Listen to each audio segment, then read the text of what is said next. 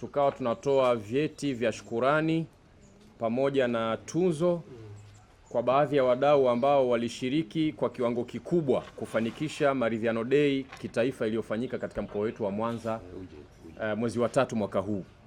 Sasa katika zile tuzo kulikuwa kuna tuzo ya taifa, JMAT taifa kwa ujumla, ambayo pale ni kwa maana ya kumtaja mwenyekiti taifa na katibu wake, lakini kwa niaba ya viongozi wote wa JMAT taifa tulitoa pia tuzo yao ya kuwashukuru kwa jambo kubwa ambalo wamekuwa wakilifanya la mwendelezo kuandaa Maridhiano Day kitaifa kila mwaka kwa kuihamisha katika mikoa mbalimbali. Sasa ile tuzo ilikuwa haijapata mtu wa kuipeleka makao makuu taifani kule. Kwa hiyo ujio wake sasa kiongozi wetu kutoka taifa tukasema ni fursa. Ni fursa tumkabidhi sasa kwa niaba ili leo sasa kama sio anaruka angani, sio anakwenda na zile ndege za ardhini, maana siku hizi na ardhini nako nasikia kuna ndege zipo. Basi inshallah atufikishie kwa Mheshimiwa Dr. Profesa Alhaj Alhadi Musa Salum aweze kuipokea kwa niaba ya JMAT taifa.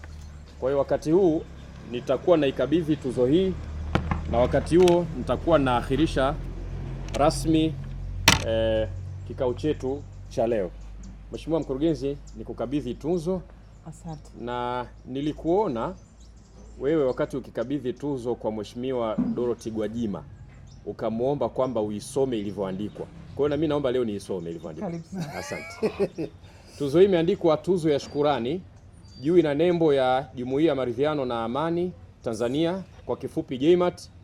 Imeandikwa tuzo ya shukurani. Tuzo hii imetolewa kwako Mheshimiwa Mwenyekiti JMAT taifa Sheikh Alhaj Profesa Alhadi Musa Salum katika kutoka Jumuiya ya Maridhiano na Amani Tanzania kanda ya Ziwa, kwa sababu ile Maridhiano Day maandalizi yake ilikuwa ni kanda ya Ziwa.